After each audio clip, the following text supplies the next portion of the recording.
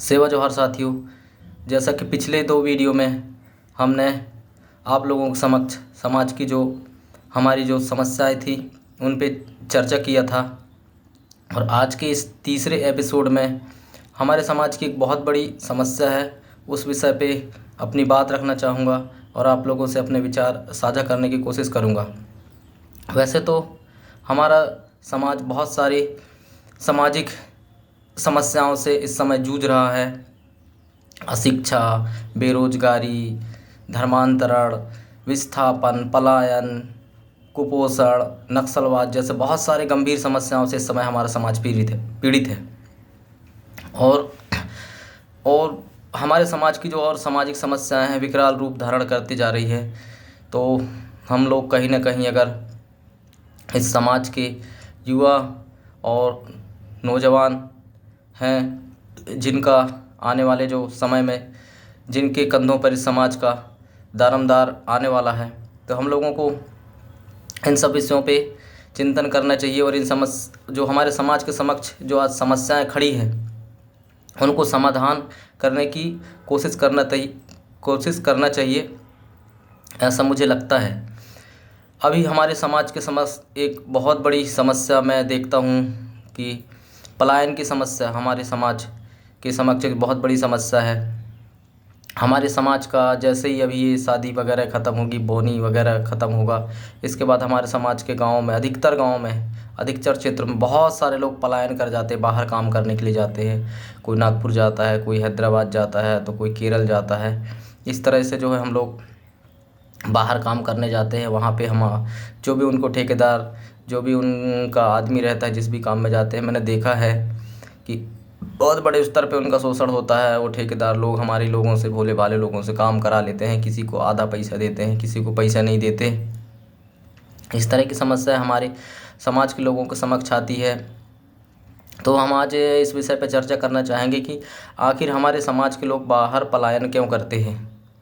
क्या हम आसपास के लोकल क्षेत्र में या हमारे जो खेती बाड़ी से जो है उससे क्या हम इतना आय अर्जित नहीं कर सकते कि हमको बाहर जाने की ज़रूरत ना पड़े, या बाहर मजदूरी करने की ज़रूरत ना पड़े, केरल, नागपुर, हैदराबाद जाने की ज़रूरत ना पड़े। हमारे समाज के युवक युवतियों को आजकल देख रहा हूँ, हमारे समाज की युवतियाँ भी है बाहर बहुत सारे बड़े बड़े शहरों में जाती है। कोई धागा फैक्ट्री में जा रहा है, तो कोई टाइल्स फैक्ट्री में जा रहा है, तो कोई कहीं पे बहुत सारे कामों के लिए जाती है जो अनमैरिड है, और उनके साथ बहुत सारी कई प्रकार की घटनाएं वहाँ बाहर होती हैं। तो हमारे समाज के लिए बड़ी विडंबना और चिंतनीय विषय है। तो मैं आज जो हमारे जो मुख्य विषय है पलायन, उस पर बात करना चाहूँगा साथियों। चूँकि हम लोग लगभग जो हमारा गोंडवाना समाज है वो लगभग ग्रामीण क्षेत्रों में रहता है। शहरों में हमारे लोग बहुत कम लोग हैं। शहरों में जो लोग भी आए हैं तो नौकरी पेशा वाले लोग हैं। तो मैं ये कहना चाहूँगा हमारे समाज के युवकों से और समाज के जो लोग हैं, जो बुद्धिजीवी लोग हैं समाज के, कि हम जो है समाज को बताएं कि जो हमारा आसपास जो हमारे क्षेत्र में ही हम कुछ रोज़गार, सबसे पहले तो विकल्प की तलाश करें कि हमारे आसपास के क्षेत्र में किस तरह के रोज़गार की संभावनाएं हैं। जो हमारा जितना भी खेती बाड़ी है उस पे क्या हम जो सीजनी फसल है, जो मौसमी फसल है, वो उगा कर मार्केट में सप्लाई कर सकते हैं क्या। हमारे पास ऐसी क्या संभावनाएं हैं। पानी वगैरह की समस्याएं तो है इस समय में, सिंचाई वगैरह की समस्या है, लेकिन उसका कुछ वैकल्पिक साधन हम लोगों को खोजना पड़ेगा या उसकी व्यवस्था करनी पड़ेगी। हम अगर आपके आसपास में है, अगर खेती की है तो आप उस पे बोरिंग कराने का प्लान करें, वहाँ पे पानी की व्यवस्था करें। नदी यदि वगैरह में है तो वहाँ पे नदी में, अभी मैंने देखा कि एक मेरे चाचा जी हैं, उन्होंने नदी के अंदर में जो नदी है उसमें जेसीबी से बहुत बड़ा, मतलब वो कुएँ जैसा बना करके वहाँ ऊपर से उन्होंने प्लंथ डाल दिया, तो लैंड प्लास्टर कर दिया है, तो नीचे पानी रहता है पूरा। तो वहाँ से वो लोग अभी बहुत सारा सब्जी उगा रहा है। तो उन्हें एक नए तरह का लोगों को बताया कि बोरिंग नहीं करा सकते तो नदी के किनारे जहाँ पानी का स्रोत है वहाँ पे खुद से ही गड्ढा करके 8-10 फुट जितना बनता है आपसे उतना, और वहाँ से पानी करके वो अपना सब्जी उगा रहे हैं इस समय में। और सब्जी जो शादियाँ चल रही हैं उस पर अपने गाँव के लोगों को बेच रहे हैं, तो उनको बाहर जाने की ज़रूरत नहीं है। तो इस तरह का हम लोग कर सकते हैं। और फिर मैंने एक और चीज़ देखा है, गांव में भी कहीं गांव गया था तो वहाँ पे देखा मैंने कि उस गांव के लोग फूल की खेती कर रहे हैं। बहुत बड़े बड़े खेत नहीं हैं, लेकिन फूल बो दिया है और कहीं उन्होंने कुआं खुना लिया है। कुआं है उनका वहाँ से, वो वो पास शहर के पास में ही उनका गांव, शायद वो मंडला के पास में मानादई के आसपास माली मोह गाँव करके एक गांव है, तो वहाँ माली लोग रहते हैं। तो उनका देखा, और बढ़िया उनका एक बढ़िया स्टैंडर्ड उनके लोगों का मैंने सामाजिक जीवन देखा वहाँ। बढ़िया उन लोगों का मकान बना हुआ है। और तो ये सब चीज़ें हम लोगों को सीखनी चाहिए। तो इस तरह का हम अगर छोटे छोटे व्यवसाय करेंगे, फूलों की खेती कर लिया, या अभी सीजनल जो फसल आ रहे हैं वो पे। अभी मैंने एक चीज़ और देखा कि अभी चूँकि मैं जहाँ रहता हूँ उस क्षेत्र में जो मरार जाति के लोग हैं जो खेती सब्जी उगाने का काम करते हैं, वो लोग तो 12 महीना सब्जी उगाते हैं। तो अभी धनिया का फसल उन लोगों ने डाला हुआ है। अभी धनिया का रेट बहुत ज़्यादा बढ़ने वाला है, 400 रुपये 500 रुपये किलो। तो अगर अभी भी इस सीज़न में भी लोग अगर धनिया डालते हैं तो मुझे लगता है कि मई तक वो धनिया आ जाएगी और बहुत अच्छा रेट मिलेगा। तो इस तरह से हम लोग छोटे छोटे उपाय करके जो है कुछ ना कुछ हम इनकम का सोर्स अगर बना लेते हैं तो हम लोगों को बाहर जाने की ज़रूरत नहीं पड़ेगी। फिर बहुत सारे क्षेत्र हैं, अगर मैं बात करूं तो हम लोगों के लिए, जैसे हम गांव में रहते हैं तो आसपास में हम लोगों के लगभग 1-1.5 किलोमीटर के अंदर जंगल वगैरह तो है ही। तो हम लोग लाख की खेती कर सकते हैं। लाख बहुत बड़ा, बहुत महंगा है जो वनोपज है। इसके बारे में हमारे लोग बहुत कम जानते भी नहीं हैं। उसको है प्लांटिंग कर दिया जाता है पौधों में, खासकर मैंने क्या बोलते हैं उसको, कौन सा एक पौधा, उसमें छोड़ देते हैं तो वो धीरे धीरे धीरे धीरे करके पूरे डगाल में फैल जाता है। और फिर उसको एक निश्चित समय के बाद वहाँ से उसको हंसिया से निकाल के, और छिवला के पेड़ पे बोलते हैं उसको, छिवला के पेड़ पे, पलास के पेड़ पे बहुत तेज़ी से बढ़ता है तो छोड़ देते हैं। फिर एक निश्चित समय पे उसको निकाल के और मार्केट में बहुत अच्छा रेट में हम बेच सकते हैं। तो अगर ये सब चीज़ें हम लोग थोड़ा सा सोचेंगे स्वरोजगार के क्षेत्र में, क्योंकि हमारे युवा या युवती है उस क्षेत्र में सोचते ही नहीं हैं। सीधे जो अपना बोरिया बिस्तर उठाते हैं और दोस्त 2-4 लोग बनाए ग्रुप, कहीं से बात किए 8-10 लोगों का, नागपुर के ठेकेदार से, हैदराबाद के ठेकेदार से, भुसावल, कोई केरल जा रहा है मिर्ची तोड़ने। आप खुद मिर्ची लगाइए ना, मिर्ची भी बहुत महंगा उत्पाद है, बाहर क्यों काम करने जा रहे हैं। तो सोचिए कहीं ना कहीं आपके क्षेत्र में भी कुछ ना कुछ संभावनाएं होगी। तो इस तरह से हम बहुत सारे चीज़ें हैं। बांस का रोज़गार है, बांस में से भी बहुत सारी चीज़ें बनती हैं। तो बांस भी लगा के और उसमें से बहुत सारे जो टुकना, छबला और बहुत सारे प्रोडक्ट है बांस के, फिर बहुत लंबा चौड़ा उसका भी व्यवसाय है। तो इस तरह का हम लोग कुछ ना कुछ सोचेंगे तब जाके समस्याओं का समाधान निकलेगा। अभी मैंने देखा एक और चीज़ आप लोगों के समक्ष बताना चाहूँगा, खनुआ कांदा भी बहुत महंगा बिकता है एक समय जब आता है वो दिवाली के समय में। तो आपके जितने भी बारी आरी वगैरह है, ज़्यादा से ज़्यादा खनुआ कांदा डाल दीजिए उसमें, सूरज कांदा बोलते हैं। बहुत महंगा बिकता है क्योंकि उसमें बहुत सारे चीज़ें, मिठाई वगैरह बनाने में उसका यूज़ होता है, जो डेयरी प्रोडक्ट हैं उसमें और बहुत सारी चीज़ों में। तो बहुत सारा एक बार बो दीजिए, 2-3 ट्रैक्टर अगर निकल गया तो उसमें से बहुत सारा आप लोगों को इनकम हो जाएगा। जब उसका रेट रहता है उस समय बेच के हम लोग बहुत सारा पैसा कमा सकते हैं। अभी जो शादी ब्याह वगैरह का सीज़न चल रहा है तो मैं देखता हूँ कि जो हमारे वहाँ जो टेंट वगैरह लगाते हैं, जो कुर्सी वगैरह लगाते हैं, तो डेकोरेशन लगता है, दूसरे समाज के लोगों का होता है। मैंने अधिकतर देखा, अभी कुछ छोटे मोटे लोग हमारे कुछ कर पा रहे हैं टेंट वगैरह का व्यवसाय। तो कुछ जो है देखें कि आसपास के क्षेत्र में कितनी शादियों में ज़रूरत पड़ती है, कितनी शादियाँ होती हैं, तो टेंट वगैरह का व्यवसाय करके भी अच्छा खासा हम लोग इनकम कमा सकते हैं हमारी युवा साथी। और कुछ 1-2 लोगों को उसमें रोज़गार भी दे सकते हैं, क्योंकि अकेला व्यक्ति टेंट तो लगा नहीं पाता, 4-5 लोगों की ज़रूरत पड़ती है। तो जो बेरोज़गार लड़के हैं उनको थोड़ा बहुत, उनको जो बाहर मजदूरी करने जाते हैं उनको मजदूरी भी मिल जाएगा। फिर मैंने एक और चीज़ देखा इसी में, शादी वगैरह में जो है आजकल फ़ोटोग्राफ़ी और वीडियोग्राफ़ी का चलन भी बढ़ चुका है हमारे समाज में। तो वो भी दूसरे लोग ही हम लोग बुला रहे हैं, दूसरे लोगों के द्वारा वीडियोग्राफ़ी और फोटोग्राफ़ी करवाते हैं हमारे समाज के जो जिन युवक युवतियों की शादी होती है। तो हम लोग देखें कि कुछ वीडियोग्राफी वगैरह में सीख लें किस तरह से वीडियोग्राफी की जाती है, एडिटिंग की जाती है, फ़ोटोग्राफी की जाती है। तो हर एक शादी का अच्छा खासा ऑर्डर मिल जाता है 6-7 हज़ार रुपये का, जिस तरह से जितने फ़ोटो के ऊपर डिपेंड रहता है, क्वालिटी के ऊपर डिपेंड रहता है। कई लोगों को 10-15 हज़ार रुपये का ठेका रहता है पूरा शादी का वीडियोग्राफी और फ़ोटोग्राफी का। तो पूरा गर्मी के सीज़न में बहुत अच्छा हम लोग पैसे कमा सकते हैं। फिर शादी वगैरह में, पार्टी वगैरह में और रिसेप्शन वगैरह में सब सारी चीज़ें होती है ये। तो इस क्षेत्र में भी थोड़ा सा हम लोग समझें कि किस तरह से इस चीज़ को सीख के और इससे किस तरह से हम बाहर ना जाने के बजाय घर पे ही अपने आसपास के क्षेत्र में जो है अच्छा इनकम कमा सकते हैं। अब मैंने एक और चीज़ देखा है अभी मैंने महसूस किया, क्योंकि मैं जाता हूँ तो देखता रहता हूँ, ऑब्जर्व करता रहता हूँ चीज़ों को कि किस तरह से रोज़गार स्वरोज़गार के क्षेत्र में हमारे लोगों को किस तरह से क्या क्या चीज़ बता सकते हैं, क्या क्या संभावनाएँ हैं। महलाइन पत्ता के बारे में आप लोग जानते होंगे, जिसका हम लोग शादी वगैरह में उपयोग करते हैं, जो जंगल में रहता है महलाइन पत्ता। उसमें भोजन देते हैं, भोजन परोसते हैं शादियों में। और आजकल उसके जो दोने हैं, छोटे छोटे दोने, शहरों में भी बिकने लगे हैं, बहुत जो चाट फुल्की वगैरह देते हैं इनमें। तो इसका भी एक अच्छा माध्यम है महलाइन पत्ता भी कुछ इनकम का। क्योंकि मैं खुद अभी बाज़ार गया था तो 2 रुपये का एक पत्ता दे रहे हैं वहाँ पे मार्केट में, 100 रुपये के 50 पत्ते। तो महलाइन पत्ता जो अभी जंगलों में है गाँव बाड़ी वगैरह में नहीं देखा, तो हम लोग उसको ला के नदी किनारे या अपने बाड़ी वगैरह में किनारे किनारे लगा सकते हैं। तो उससे जो पत्ता निकलेगा उसको तोड़ के हम लोग इस समय में, मतलब जो गर्मी के समय में, काफ़ी कुछ अच्छा इनकम कमा सकते हैं यार। क्योंकि बहुत 2 रुपये का एक मिल रहा है।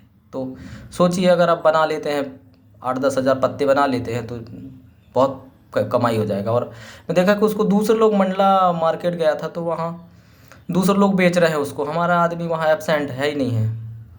तो हम लोग इसमें भी देखेंगे तो है कि बाहर जाने की ज़रूरत नहीं पड़ेगी। अगर इस सीज़न में भी हमने 25-30 हज़ार रुपये कमा लिया महलाइन पत्ते से भी, तो बहुत इनकम है। बाहर जाने से तो बेहतर ही अपने घर परिवार के साथ रह के हम लोग ये चीज़ कर सकते हैं।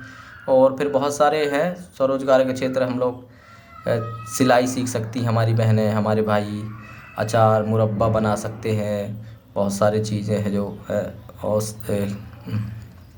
ये क्या कह रहे हैं, अभी मैंने देखा एक मिलेट का इन लोग वो टोस्ट वगैरह बना रहे हैं। हमारे कुछ साथी हैं जो मिलेट के प्रोडक्ट बना रहे हैं। तो ये बड़ा अच्छा लगा मुझे कि मिलेट आजकल मतलब बहुत प्रचलन में चल रहा है और सरकार भी उसको प्रोत्साहित कर रही है। तो एक नया चीज़ है, नई चीज़ें हम लोगों को सीखना चाहिए। और जब हम लोग पलायन बाहर जा रहे हैं, बाहर काम करने, उसको समाधान निकालने की कोशिश करना चाहिए। और हम ही लोगों को जो है उत्पादक भी हों और हम लोग भी ही उपभोक्ता हों। क्योंकि हम अभी सिर्फ और सिर्फ उपभोक्ता है हमारे समाज, और हमारे समाज के लोग कुछ भी चीज़ का हम लोग उत्पादन नहीं कर पा रहा। हर चीज़ के लिए दूसरे पर निर्भर है।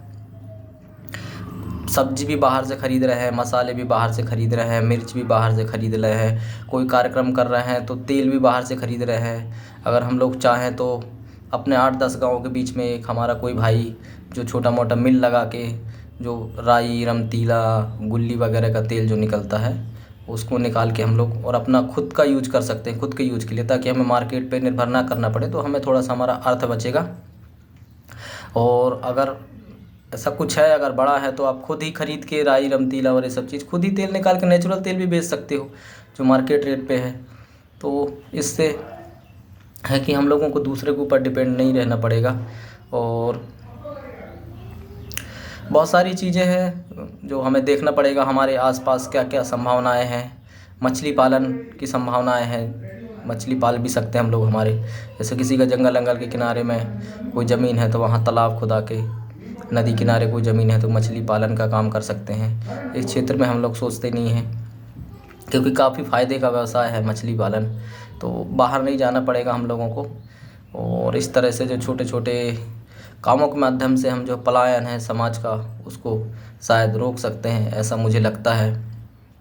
बहुत सारी चीज़ें हमारी युवा आजकल बिल्कुल भी कोई टेक्निकल चीज़ें सीखना नहीं चाहते, सिर्फ टेम्परेरी वो मजदूरी करना चाहते हैं दूसरे के यहाँ। तो हम लोगों को भी जिस तरह से दूसरे समाज, अन्य समाज के लोग आगे बढ़ रहे हैं, जिस तरह से उद्योग धंधा व्यवसाय स्थापित कर रहे हैं, हम लोगों को भी धीरे धीरे इस क्षेत्र में आना पड़ेगा, सोचना पड़ेगा, टेक्निकल चीज़ें करनी पड़ेंगी।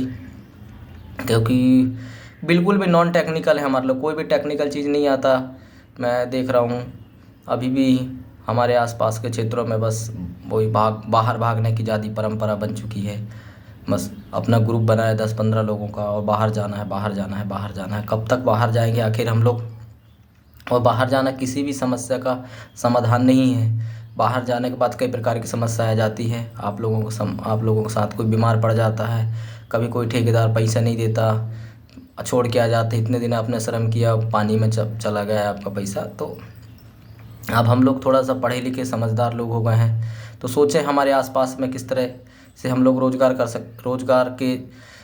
अपना रोज़गार स्थापित कर सकते हैं। मुर्गी पालन है तो अब अगर जो बॉयलर वगैरह कॉकरेल वगैरह का नहीं कर सकते तो देसी मुर्गी भी आराम से पाल सकते हैं। देसी मुर्गी का ज़्यादा खर्चा है नहीं है, क्योंकि मैंने एक चीज़ देखा भी, मैंने पिंडरी गया था एक गांव में, तो वहाँ पे एक गांव के अंदर में ही है, गांव के बाहर नहीं, क्योंकि बॉयलर वगैरह जो फार्म है वो तो गांव के बाहर बनाते हैं। तो उन्होंने कम से कम 200-250 मुर्गी पाल के रखा अपने बाड़ी में, और एक मकान बना दिया है, तो दिन भर वो बाड़ी में चढ़ते हैं और चारों तरफ से उन्होंने एक जाली लगा दिया है। तो जैसे अभी देसी मुर्गी का जो रेट है मार्केट में 600 रुपये किलो है, तो हम अगर गांव में बेच रहे हैं तो 500 रुपये किलो वगैरह बेच सकते हैं। तो उनके यहाँ जाओ तो एनी टाइम भी देसी मुर्गी मिल जाती है। तो देसी मुर्गी में बहुत फ़ायदा है, क्योंकि उसमें आपका घर का जो भी अनाज वगैरह है, पतला जो छोटे दाने हैं, चावल वगैरह के, कनकी वगैरह के, भूसा वगैरह है, उनको डाल दो, और जो भी आपका वेस्टेज निकलता है घर का फेंक दो, तो मुर्गियाँ खाती रहती है और उनको ज़्यादा विशेष कोई फीड की ज़रूरत नहीं पड़ती, वैसे ही वो नेचुरली बढ़ जाती है। थोड़ा बहुत कुछ खिलाते पिलाते रहो उन लोगों को, तो इसका व्यवसाय भी बहुत अच्छा है देसी मुर्गी का। फिर मैंने एक चीज़ अभी और एक देखा, जो वैसे तो हम लोग इसका करते नहीं है व्यवसाय, लेकिन एक पिग फार्म खोल के रखा है एक भाई, एक व्यवसायी है मंडला में, Mandla bypass, Katra bypass road के ऊपर। तो बहुत चलता है उनका, संडे को तो बहुत ज़्यादा भीड़ रहती है उन लोगों के यहाँ। तो ये भी व्यवसाय हमारे जो ग्रामीण क्षेत्र में है, जंगल वगैरह के पास में, जो पिग का फार्म बना के और व्यवसाय भी कर सकते हैं, क्योंकि उसका प्रजनन बहुत तेज़ रहता है और बहुत सारे बच्चे निकलते हर 6 महीने में उनका जो है प्रजनन होता है, और एक बार में लगभग 8-10 बच्चे तो मिनिमम निकलते हैं। तो इस क्षेत्र में भी हम लोग कर सकते हैं ये। फिर बकरी पालन हो गया, जो गांव में रहते हैं हमारे युवा साथी, बकरी पाल सकते हैं। बकरी का भी अच्छा खासा रेट है मार्केट में। तो बाहर जाने से अच्छा है कि हम खुद अपना व्यवसाय करें, और जो अपने घर की आर्थिक स्थिति है उसको सुदृढ़ करें, कि बाहर जाने से कोई भी समस्या का समाधान नहीं है। हम बाहर जाते हैं, मजदूरी करते हैं, कोई नॉन टेक्निकल चीज़ें करते हैं। मैंने एक चीज़ और देखा, अगर बाहर गए हैं मजदूरी कर रहे हैं तो कोई मिस्त्री वगैरह का काम करें, वहाँ जाके वही मजदूरी लोकल गड्ढा खोदना, ईंट धोना, रेत धोना, मटेरियल धोना, ये सब चीज़ें करते हैं। तो ये कहीं भी सम्मानजनक काम नहीं है। एक सम्मानजनक काम ढूंढें, सीखें, अगर नहीं है तो हुनर, अपने आप को हुनरमंद बनाएं। ऐसे लोगों को टच में रहें जो ये सब चीज़ कर रहे हैं। जो खेती कर रहा है तो उनके पास जाएं, उनसे पूछे, बारीकियाँ पूछे, किस तरह से आप कर रहे हो, कहाँ बेच रहे हो, किस सीजन में बेच रहे हो, क्या रेट मिल रहा है, लागत लगने के बाद आपको क्या प्रॉफिट हो रहा है। तो ये सब सारी चीज़ें, वेल्डिंग का काम है आजकल, वेल्डिंग वगैरह सीख करके भी फैब्रिकेशन का काम कर सकते हैं। फिर मिस्त्री के काम है, मोटरसाइकिल वगैरह मैकेनिक, 2 व्हीलर 4 व्हीलर जाके सीखो। आसपास के क्षेत्र में आपके अगर यहाँ है तो उनके यहाँ कुछ दिन, 1-1.5 साल उनके यहाँ सीखने में लगाओ। फिर धीरे से फिर अपना दुकान स्टार्ट कर दो। सिलाई का काम है, हमारी मातृशक्ति बहनाएँ सीख सकती है। हमारे तो लड़के आजकल सिलाई वगैरह सीख दूसरे के हम लोग सिलवाने जाते हैं। टेलर वेलर तो है नहीं है, वो सब दूसरे कामों में ज़्यादा हम लोगों का ध्यान है इस क्षेत्र में। जबकि टेलरिंग का व्यवसाय भी अच्छा खासा व्यवसाय है। शादियों के सीज़न में तो बहुत ज़्यादा कमाई रहती है, सभी सीज़न में रहती है कमाई, लेकिन शादी और दिवाली, दशहरा, इस समय में बहुत लोग हैं नया अपना यूनिफॉर्म सिलवाते हैं। तो इसमें भी अच्छा खासा चीज़ है, लेकिन थोड़ा पहले सीखना पड़ेगा, समय देना पड़ेगा। इस तरह से छोटे चीज़ें करके हम लोग है कि अपना बाहर जाने से, पलायन करने से रोक सकते हैं। और हम लोग, मैं देखा हूँ अधिकतर हमारे जो लोग हैं सरकार को दोषी देते हैं इसके लिए कि सरकार पलायन रोकनी चाहिए। भैया सरकार तो अपने स्तर पर रोकेगी, लेकिन कितने लोगों को रोक पाएगी? इसके लिए हमको खुद तैयार होना पड़ेगा, खुद सोचना पड़ेगा, आत्ममंथन चिंतन करना पड़ेगा। हमारे आसपास जो संभावनाएं हैं उनको तलाशना पड़ेगा, और बैठ के इस विषय पे चिंतन करना पड़ेगा। गांव में जागरूकता लानी पड़ेगी लोगों में, तब जाके हम लोग कहीं पलायन को रोक पाएंगे और हमारे लोगों को आर्थिक रूप से सक्षम बना पाएंगे, ऐसा मुझे लगता है। क्योंकि मैं देखता हूँ, मैं जिस जगह में हूँ यहाँ जो शहर में बहुत सारे बाहर से लोग आते हैं, मंडला से, डिंडौरी से, और ये अपना पूरा बैग ये लेके सब बर्तन भाड़ा लेके, और यहीं से जहाँ मैं रहता हूँ जिस स्पॉट पे, यहाँ से बिल्कुल पास में है, यहाँ से बाहर अलग अलग रेलवे स्टेशन में बैठ के अलग अलग जगह जाते हैं काम करने के लिए, छोटे छोटे बच्चों को लेके। किशोरियाँ हमारे समाज की जो नए उम्र के 16-17 साल की जो हमारी बहनें हैं, तो बड़ा दुख फील होता है कि आखिर हम लोग क्यों नहीं जागरूक हो पा रहे हैं, हमारे आसपास हम क्यों नहीं संभावनाएं तलाश पा रहे हैं। कुछ ना कुछ हमारे आसपास में ही ऐसा रोज़गार के अवसर विकसित करने होंगे ताकि हमारे लोग बाहर ना जा पाएँ। हम लोग समूह में कुछ काम कर सकते हैं, समूह के माध्यम से अचार बनाने का काम कर सकते हैं, पापड़ बनाने का काम कर सकते हैं, मुरब्बा बनाने का काम कर सकते हैं। बहुत सारे कार्य हैं यार जो हम लोग अगर सोचें तो कर सकते हैं, और स्व सहायता समूह के माध्यम से। और आजकल हमारे समाज में बहुत सारे ऐसे कर्मचारी हैं जो इस क्षेत्र में हेल्प करते हैं स्वरोजगार के लिए। उनसे मिलें, उनसे बात करें, उनसे सुझाव मांगें कि हम लोग ऐसा करना चाह रहे हैं साहब, तो हम लोगों को मदद कीजिए। बिल्कुल मदद करेंगे आप लोगों के, क्योंकि हर कोई आज जो समाज का पढ़ा लिखा बुद्धिजीवी समाज का पढ़ा लिखा बुद्धिजीवी है, वो चाहता है कि हमारा समाज अपने पैरों पे खड़ा हो। तो इस दिशा में हम लोगों को सोचना चाहिए और काम करना चाहिए, और युवाओं को, मातृशक्तियों को स्वरोजगार के लिए प्रेरित करना चाहिए। कहीं भी बाहर जाने की ज़रूरत नहीं है, आपके आसपास के क्षेत्र में ही, आपके आसपास के घर के, गांव के आसपास क्या संभावनाएं हैं, क्या काम है जिससे हम डेली लगभग 400-500 रुपया कमा सकते हैं। इस तरह का हम लोग सोचें तो हम आने वाले समय में हमारे समाज को आर्थिक रूप से सक्षम बना पाएंगे, आत्मनिर्भर बना पाएंगे। और हम जो हमारे समाज का जो अर्थ है बाहर जाता है, उसको हम रोक पाएंगे, और उससे हमारे समाज का जो हमारे आने वाले पीढ़ी का जो भविष्य है वो बेहतर बन पाएगा। बाहर जाना, बाहर काम करना किसी भी समस्या का समाधान नहीं। एक समय तक ठीक है वो, क्योंकि शहरों में महंगाई बहुत ज़्यादा है, रहने की साधन नहीं रहते। हमारे लोग वैसे झुपड़पट्टी में रहते हैं, देखा हूँ वहाँ बहुत सारी समस्याएं रहती है। तो इसीलिए हम लोग सब लोग मिलके एक आत्मनिर्भर समाज बनाने की तरफ हम लोग बढ़ें, और हमारे गांव के आसपास हमारे जो भी हमारे पास संसाधन हैं उनसे हम लोग किस तरह का स्वरोजगार विकसित कर सकते हैं, उस पे हम लोग थोड़ा सा ध्यान दें। और मैं चाहूँगा कि हमारे समाज में जो उद्यमी लोग निकले हमारे समाज के, और समाज को आगे बढ़ाने में, समाज को सक्षम बनाने में, समाज को सुदृढ़ बनाने में, समाज को, और हमारा गांव और हमारा समाज जब सक्षम और सुदृढ़ होगा तो निश्चित ही हमारे देश का भी विकास होगा, मुझे ऐसा लगता है। और मैं इन्हीं विचारों के साथ आप सभी लोगों से चाहूँगा कि अब जो बाहर जाने की जो परंपरा है उसको बंद कीजिए, उसको छोड़िए, और अपने आसपास के क्षेत्र में ही, अपने गांव, घर, ज़िला, शहर में ही देखिए क्या रोज़गार की संभावनाएं हैं, ऐसा मुझे लगता है। और मेरे विचारों को आप लोग सुन रहे होंगे तो उनको अपने जीवन में आत्मसात करेंगे, और समाज को और अपने परिवार को आत्मनिर्भर बनाएंगे, ऐसी मेरी इच्छा है। इन्हीं विचारों के साथ आप सभी को सादर सेवा जोहार।